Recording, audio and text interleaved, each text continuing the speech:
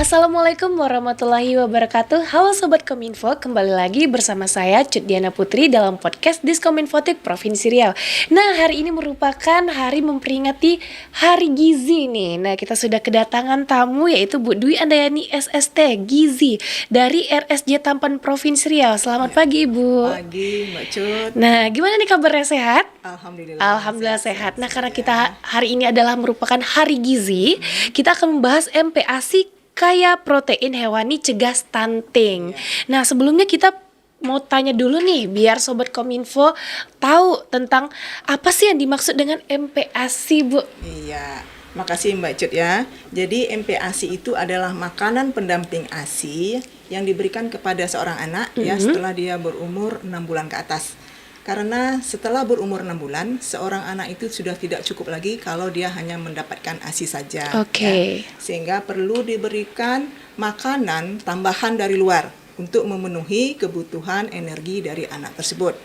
Nah, untuk memberikan MPASI ini ada beberapa faktor yang harus diperhatikan. Ya, dari segi usianya. Jadi umurnya kita perhatikan, frekuensinya itu berapa kali sehari ya, makanan utama, makanan selingannya, frekuensinya. Terus juga jumlahnya, jumlahnya ini berapa banyak? Jumlah makanan atau jumlah makanannya, jumlah yang diberikan ya. Jadi setiap anak umur yang berbeda-beda, itu golongan umurnya itu akan berbeda lagi jumlahnya. Terus juga dari segi teksturnya, ya, teksturnya juga dari variasinya. Variasi makanannya. Variasi makanannya. Oke. Jadi sebaiknya memang anak ini bervariasi makanannya. Nanti mungkin akan saya breakdown lagi ya per penjelasannya per item tadi. Nah, usia ini tadi itu dari umur 6 bulan. 6 bulan. Berarti MPASI itu dari umur 6 bulan. Iya, 6 bulan. 1 sampai 5 itu 1 sampai menyusui. 5 bulan 29 hari itu hanya ASI saja. ASI aja. Nah, itu ASI eksklusif. Oke.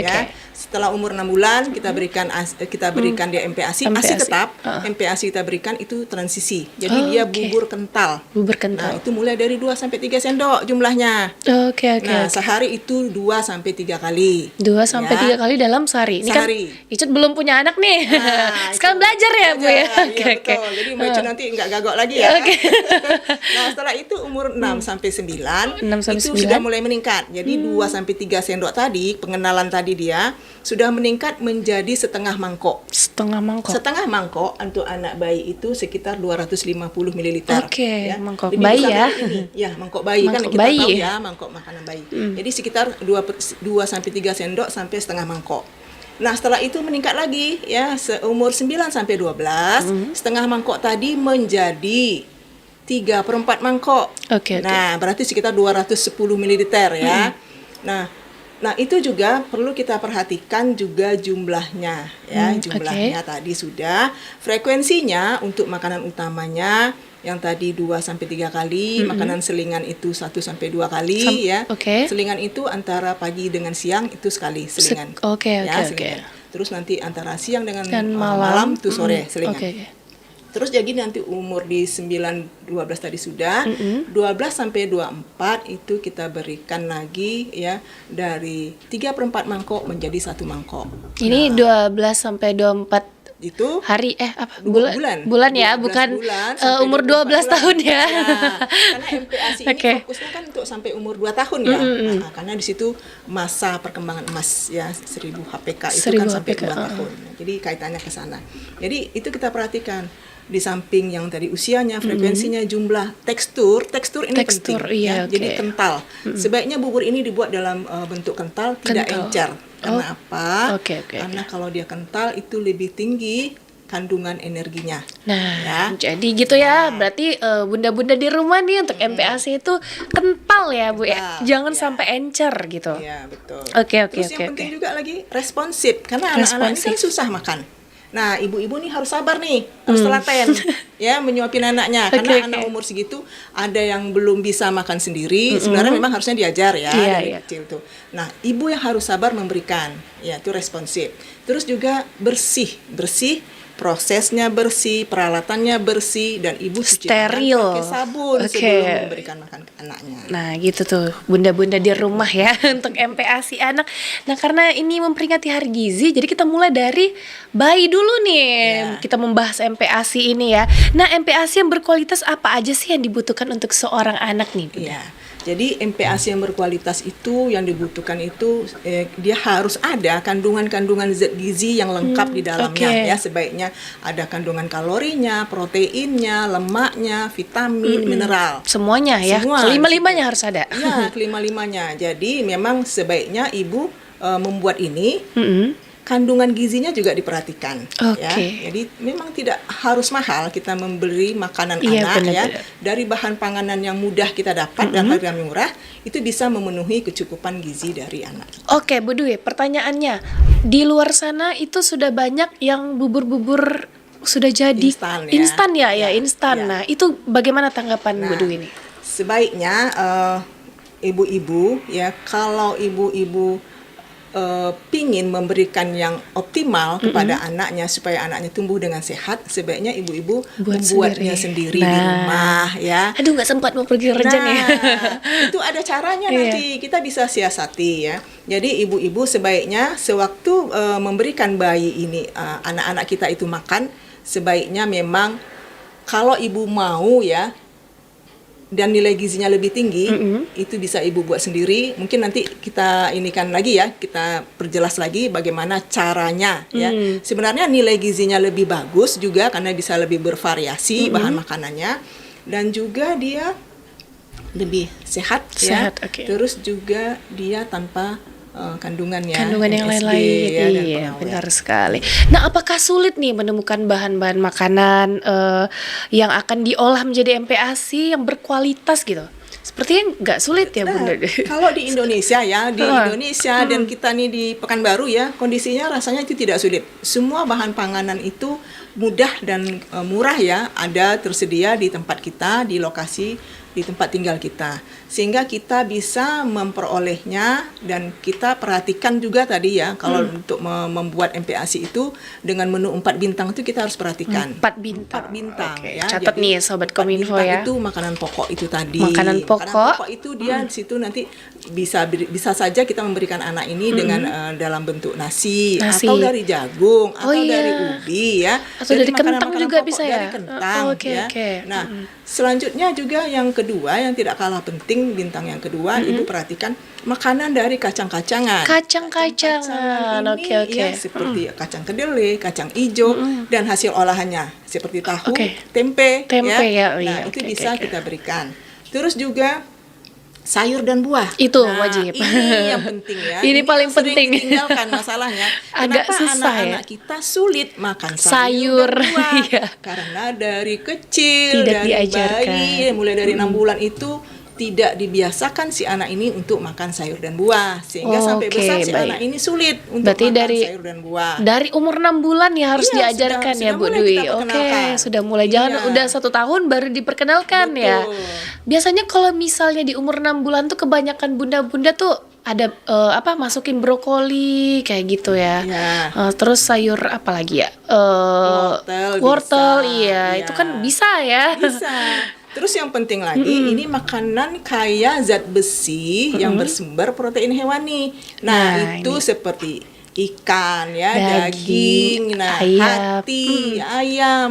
Banyak sebenarnya. Jadi rasanya ini mudah didapat di tempat kita ya. Iya, Dan benar. harganya pun relatif terjangkau. Iya, Indonesia loh kaya. Indonesia kaya akan bahan Kenapa pangan kita tidak lokal. bisa membuat MPASI sendiri? Betul. Kenapa harus yang instan Kenapa ya? harus yang instan, betul. Kalau bisa buat sendiri, instan nggak perlu lagi gitu. Kecuali kita dalam keadaan yang mendesak ya, Iya. Ibu Dewi ya. Nah, apakah ada hubungan antara MPASI yang berkualitas dengan generasi emas kita sebentar lagi nih, Bu Dewi? Iya, jadi jelas memang ada hubungannya ya, erat sekali hubungannya antara makanan ASI yang berkualitas dengan generasi emas. Kenapa demikian? Karena apalagi di 1000 HPK, kita Iya. sangat penting memperhatikan mulai dari masa ibu hamil ya. oke. Masa ibu hamil itu sekitar 9 bulan ya, berarti 270 hari, terus nanti 730 harinya setelah persalinan. Nah, ini penting karena apa? Di masa emas ini perkembangan sel otak itu pertumbuhan si anak, pertumbuhan fisik, pertumbuhan sel otak anak itu besar di sana. Oke. Sekitar 80% itu perkembangan sel otak terbentuk di sana. Nah, inilah masa emas yang harus kita kejar, harus diisi. Karena kalau tidak kita manfaatkan di masa emas ini, periode kritis di sana. Artinya kita kehilangan kesempatan. Oke. Karena pertumbuhan dan perkembangan sel otak tadi memang pesat di sana.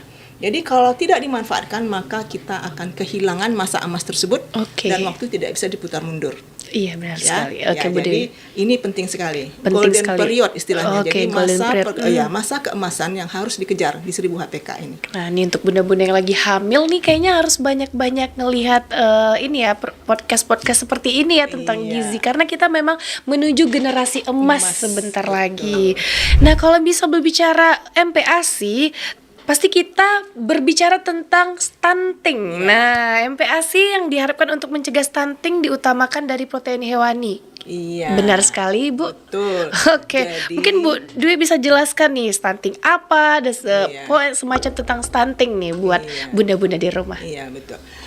Jadi memang MPASI yang berkualitas ini kaitannya erat ya dengan stunting, dan stunting itu sudah menjadi program nasional program nasional, dan ini memang harus kita dukung bersama, dan ini juga perlu kerjasama juga dengan ibu-ibu ya yang terutama yang mempunyai anak ya, bayinya dan juga balitanya.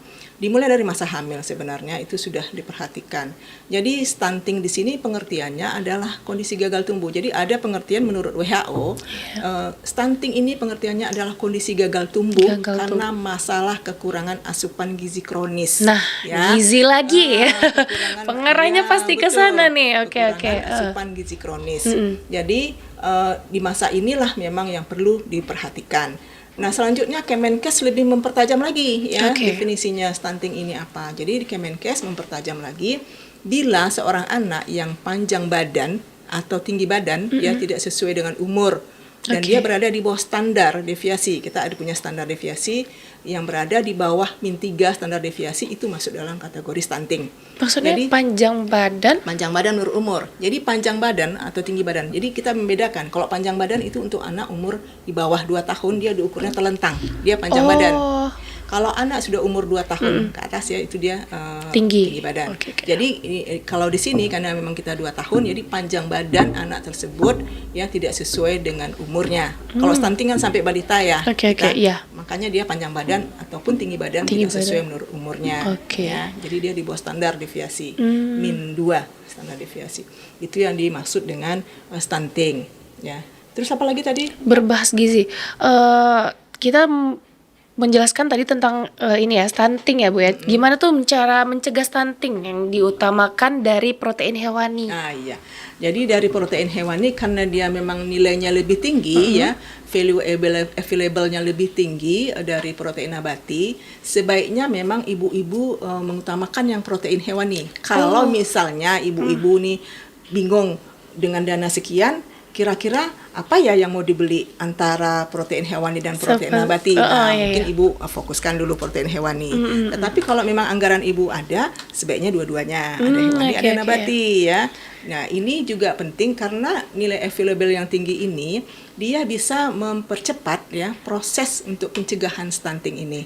Jadi itu kenapa penekanannya berilah anak dengan protein hewani. Ya, utamakan dan sempurnakan dengan nabati, protein nabati.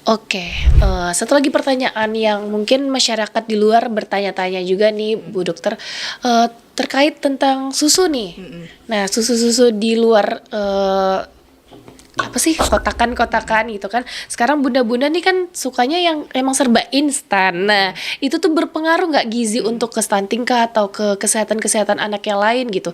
Lebih banyak mengkonsumsi susu daripada, bukan ASI ya, susu instan daripada kita mengkonsumsi MPASI yang kita buat nih anak-anaknya kan, karena anak zaman sekarang agak susah juga ya kan. Gimana tuh Bunda? Ya. Bunda, Ibu Dwi. Mungkin meralat juga. Kalau ibu bukan dokter ya, ahli gizi. Nah, jadi kalau susu, kita lihat lagi susunya. Ada susu peruntukan untuk bayi ya, dan susu yang bukan peruntukan untuk bayi. Nah, sekarang yang ada yang berkembang di masyarakat ya, mungkin karena faktor ketidaktahuan, Jadi susu yang bukan untuk bayi diberikan kepada bayi. Nah, itu dia. Nah, itu menyalahi ya. Karena ini bisa menyebabkan atau menimbulkan diare pada anak. Kalau susu-susu kemasan, susu kaleng, misalnya susu kental manis itu peruntukannya bukan untuk bayi, ya. Jadi sebaiknya memang kalau mau memberikan susu bayi, lihatlah komposisinya dan ini peruntukannya untuk anak umur berapa, itu ada di sana komposisinya. Yang Ya. kotak-kotakan strawberry, coklat itu kan anaknya baru masuk 1 tahun, biar nggak nangis, udah kasih ini aja dulu kayak gitu kan, kebanyakan bunda-bunda kayak gitu ya. Nah, itu gimana tuh tanggapan Bu Dwi tuh? Jadi gini, sebaiknya ya kita sebagai praktisi kesehatan tetap berikan ASI sampai 2 tahun ya. Dan kalau misalnya kondisi tidak memungkinkan ya, ibu misalnya bekerja, ibu masih tetap memerah ASI, bisa disimpan di kulkas. Nah, ya udah Ya. banyak alat-alatnya ya, Udah Bu. banyak alat-alat, alat pompa sudah banyak. Iya. Jadi sebenarnya tidak ada alasan. Kenapa? Lebih praktis itu kita si ibu memberikan ASI kepada bayinya. Lebih ekonomis, dia tidak membeli, ya. Terus juga kenapa ASI ini juga penting diberikan kepada si bayi? Ini juga untuk kesehatan si ibu juga, Benar-benar. ya, kesehatan si ibu juga. Dan nilai gizi dari ASI itu tidak ada tandingannya dengan nilai gizi susu formula yang ada di Nah, pasaran. susu formula maksudnya. Formula, Iya, tidak iya. ada tandingannya. Heeh. Nilai gizi ASI itu lebih tinggi, sangat tinggi, sangat sempurna ya nilai gizinya. Tidak ada satupun yang bisa menandingi. Seperti susu kolostrum yang ada dijual itu. Iya, ya, iya, heeh. Itu tidak bisa. Artinya kolostrum dari air susu ibu akan berbeda dengan kolostrum dari sapi. Oke, iya benar. Iya, Juga beda. berbeda. Iya, ya. Jadi itu sapi untuk anak sapi. Kalau ibu Untuk anak kita. Iya, betul. Oke, Jadi oke. itu memang perlu ya diperhatikan. Iya, benar-benar. oleh, ibu-ibu. Jadi sebaiknya kalau ibu-ibu memang punya kesempatan kalau bekerja bisa disiasati, diperah, disimpan, ya. Itu juga salah satu mencegah stunting juga ya, Bu stunting, Dwi ya. iya. Nah, gitu loh bunda-bunda. Ini kotakan-kotakan yang udah jadi yang harusnya dimakan sama umur 5 tahun, anaknya masih 1 tahun udah dikasih. Nah, itu Kebanyakan dia. sekarang ibu-ibu muda ya gitu. Lebih praktis, lebih aman katanya kan. Karena biasanya susu-susu yang instan itu kadar glukosanya tinggi ya. Nah. Anak-anak yang belum Iya, itu belum kuat ya pencernaannya, itu bisa menyebabkan diare. Oke. Ya, jadi ini perlu juga menjadi perhatian ya. Iya, deh buat bunda-bunda di rumah ya. Nah, apa saja yang sebaiknya dilakukan oleh seorang ibu agar anaknya tidak menderita stunting nih Bu Dwi? Ya.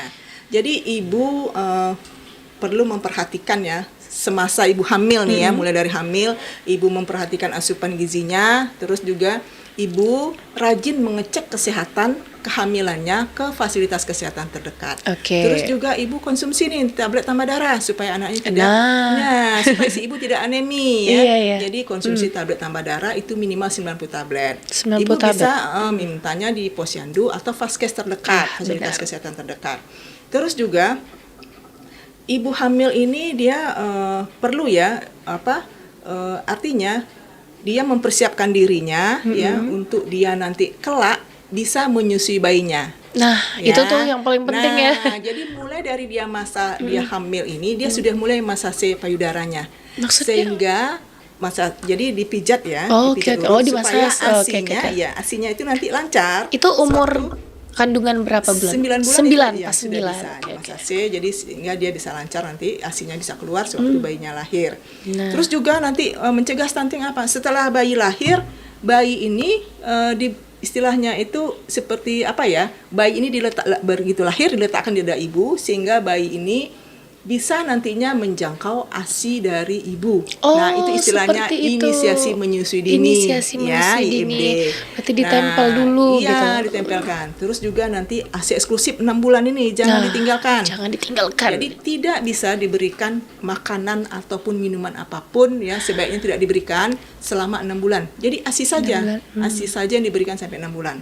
Nah, setelah 6 bulan baru diberikan MPASI, tapi ASI tetap masih. Oke. Terus ASI ini sampai 2 tahun. 2 tahun. Ya. Oke. Terus juga yang penting faktor kebersihan juga penting. Terus sumber air minumnya itu juga penting Oke, ya, yang baik. bersih supaya anak ini tidak gampang sakit ya, Ya, karena benar. infeksi, Iya, oke, karena oke. diare atau dan sebagainya.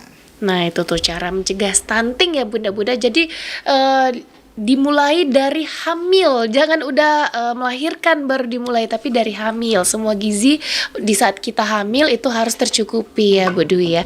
Nah, mana yang lebih baik makanan yang dikonsumsi oleh balita? Apakah yang instan berasal dari pabrikan atau yang dibuat sendiri? Ya jelas dibuat sendiri. Jelas dibuat sendiri ya, lebih sehat, lebih hemat sebenarnya. Lebih sehat, lebih hemat. Iya sih sebenarnya lebih hemat ya Bu Dwi. Iya kan? Terus juga dia tanpa pengawet, tanpa Iya, benar. MSG.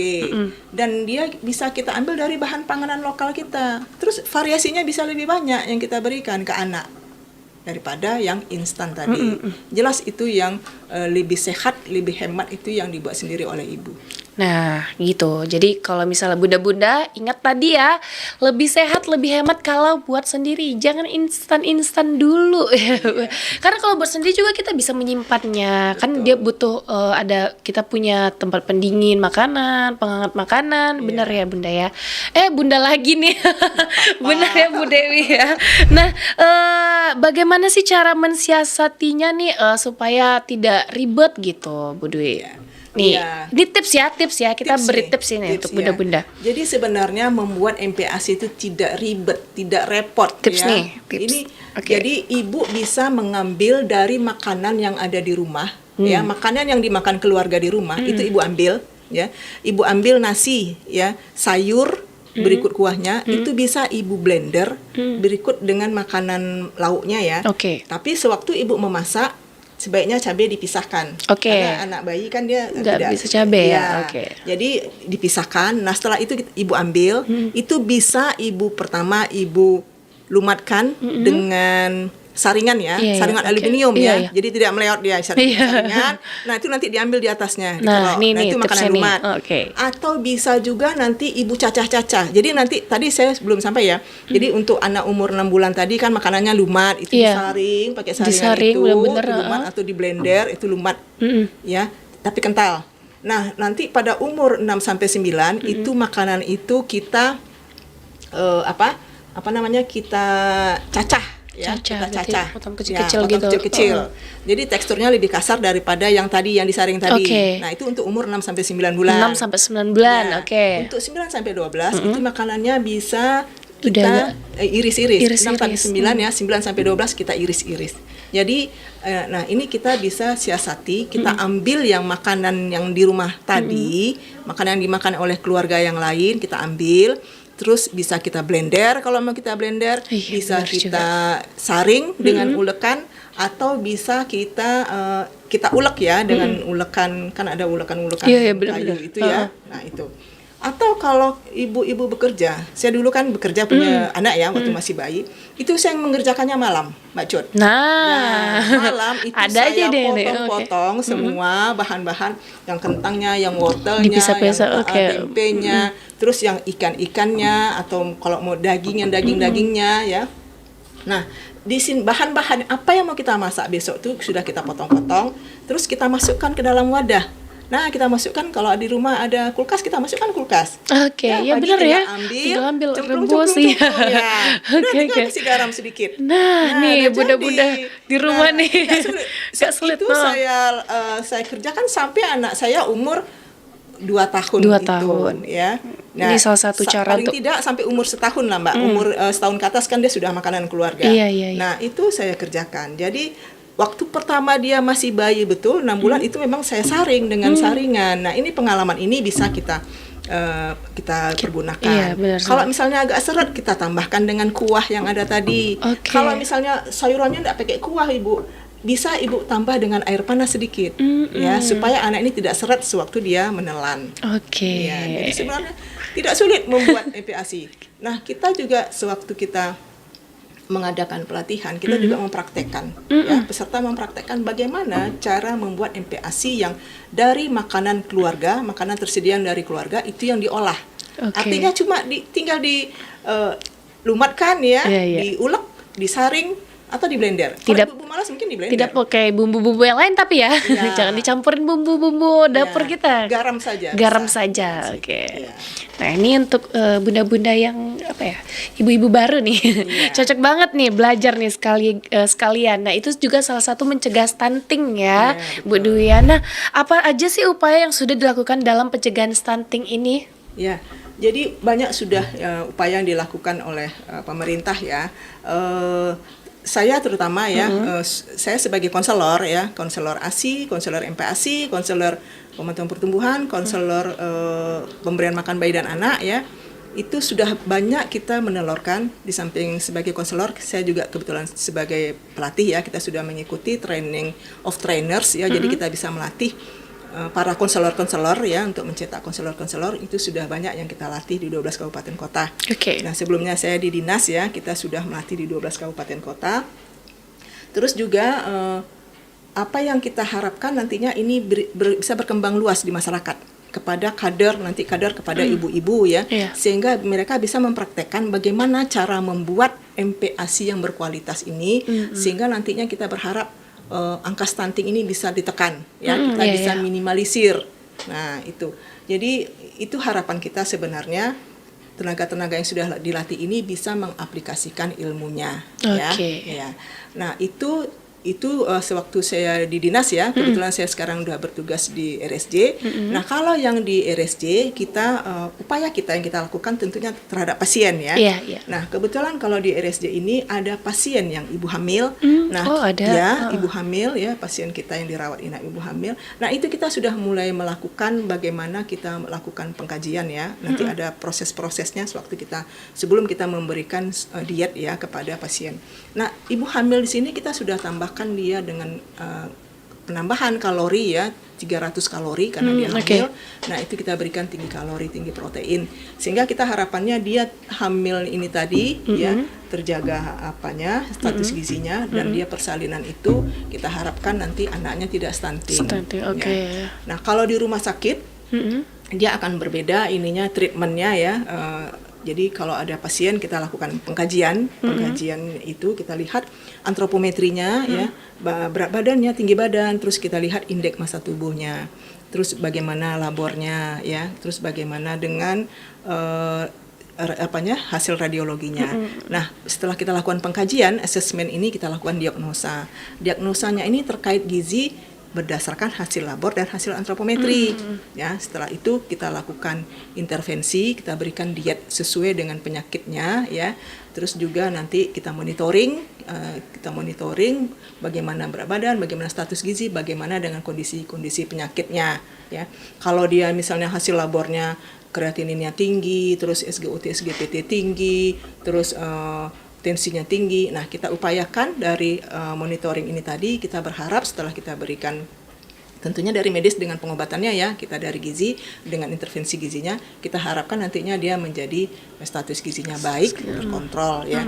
Nah, kita di RSJ juga sudah ada semacam kerjasama ya dengan BPJS untuk pasien-pasien umum, Mbak Cut. Jadi mudah-mudahan nanti kita di sana kita bisa lakukan asuhan gizi ya, asuhan gizinya. Kita berharap nanti mulai kalau ada pasien-pasien yang golongan-golongan rawan seperti ibu hamil, bayi, balita ya, terus bisa saja lansia atau remaja, kita bisa masukkan dari asuhan gizinya. Nah, tadi berbicara pasien terakhir nih ya Bu Dwi ya, banyak sekali nih pasien-pasien rumah sakit yang nggak mau makan makanan rumah sakit. Nah, ini harusnya diberitahu nih kepada Sobat Kominfo nih Bu Dwi. Nah, sebenarnya masakan rumah sakit itu kan umumnya masakan diet. Nah, itu yang perlu kita camkan. Masakan rumah sakit bukan makanan yang kita dalam keadaan sehat. Dalam keadaan sehat kita enak ya makannya ya. Rasanya enak. Kalau masakan rumah sakit, jelas kalau dia misalnya hipertensi, dia rendah garam. Kalau rendah garam, kita aja kalau kurang garam kan nggak enak. Nah, itu yang perlu diperhatikan. Artinya kita harus memotivasi pasien, memotivasi diri. Kalau mereka ingin sehat, berarti mereka harus makan memang makanan yang sesuai diet dengan penyakit yang mereka derita. Karena kalau memang belum lagi nanti yang rendah lemak itu tanpa goreng. Ada yang nggak mau makan tuh. Nah, itu memang untuk peruntukan bagi penyakitnya. Nah, sekarang tergantung pasien. Kalau pasien mengutamakan enak di mulut tapi penyakit di badan, mereka tidak makan gitu. Tapi kalau mereka mengutamakan yang penting mereka harus sembuh, Nah, ini memang Harus makanan dihabiskan. peruntukan untuk Iya. penyakitnya gitu. Nah gitu loh Sobat Kominfo. Ini kebanyakan nih pasien-pasien di rumah sakit kita ya, Nah, Bu itu Dwi dia, ya. iya, Pasti betul. bingung nih kenapa nggak dimakan Iya. gitu ya. Padahal itu tuh sudah ditentukan kadarnya. Benar Karena sekali. kita menentukan diet itu tadi, kita sudah melakukan prosesnya dari awal. Ya, dari proses pengkajian tadi, asesmennya sudah kita lakukan. Terus karena dari hasil labornya kita lihat, dari hasil rongsennya kita lihat, radiologi. Terus juga dari segi antropometrinya tadi, berat badan, tinggi badan, indeks massa tubuh, baru kita lakukan diagnosa. Nah, diagnosa ini sesuai dengan penyakit yang diderita oleh pasien. Benar. Setelah itu baru kita intervensi, kita dengan berikan diet itu tadi. Jadi diet ini tidak asal saja kita buat, tapi memang berdasarkan penyakit, dan itu memang makanan yang memang dibutuhkan untuk sesuai dengan penyakit yang diderita oleh pasien. Gitu. Oke, terima kasih nih Bu Dwi. Nah Bu Dwi, karena waktu kita sudah menunjukkan pukul sekian. Sekian. Oke, mungkin sedikit statement nih atau kesan dan pesan Bu Dwi kepada Sobat Kominfo dan Diskominfotek. Silakan. Baik, ibu-ibu, jadi kalau kita memang menginginkan anak-anak kita tumbuh dengan sehat ya, dengan cerdas, nah sebaiknya kita memberikan MPASI itu dengan kita buat sendiri. Mungkin kita bisa berupaya ya dengan cara yang sudah saya sebutkan tadi, siasati dengan caranya, bisa mudah dibuat ya. Apakah ibu bisa membuat MPASI itu dengan di blender, diulek ataupun disaring, itu kita ambil dari makanan yang ada di tengah keluarga kita. Jadi tidak perlu khusus. Tetapi kalau ibu-ibu mau cara yang mudah, bisa ibu buat, ibu rajang-rajang di malam hari ya, bahan-bahan yang akan ibu masak. Pagi-pagi tinggal ibu cemplungkan saja di panci ya. Jadi dia sudah berbentuk nasi tim gitu. Jadi yang penting 4 bintang tadi ibu-ibu ya, ada di situ ada makanan pokok, terus juga ada sumber hewaninya. Yang penting nih sumber hewani ya Bu ya, hewani juga nabatinya. Terus juga sayur buahnya ibu perhatikan juga. Ya, sehingga 4 bintang ini bisa didapat kalau 4 bintang sudah ibu berikan kepada anak-anak ibu. Mudah-mudahan insya Allah anak ibu tidak akan mengalami stunting ya. Jadi stunting ini adalah kita bersama ya, upaya kita bersama sehingga kita tidak ada lagi kasus-kasus stunting ya. Harapan kita tidak ada lagi kasus stunting di masa-masa yang akan datang. Nah, mungkin itu. Oke, terima kasih Bu Dwi. Nah, itu dia Sobat Kominfo. Ayo kita cegah stunting ya, dengan memberikan gizi baik mulai dari kehamilan hingga masa kini. Nah, oke, Sobat Kominfo, kita sama-sama mengucapkan selamat Hari Gizi ya Bu Dwi ya. Ke kamera kita sebelah sana. Selamat Hari Gizi. Nah, oke Sobat Kominfo, jangan lupa terus saksikan podcast Diskominfotik Provinsi Riau di YouTube channel Diskominfotik Provinsi Riau. Saya Cut Diana Putri, mohon undur diri. Wassalamualaikum warahmatullahi wabarakatuh.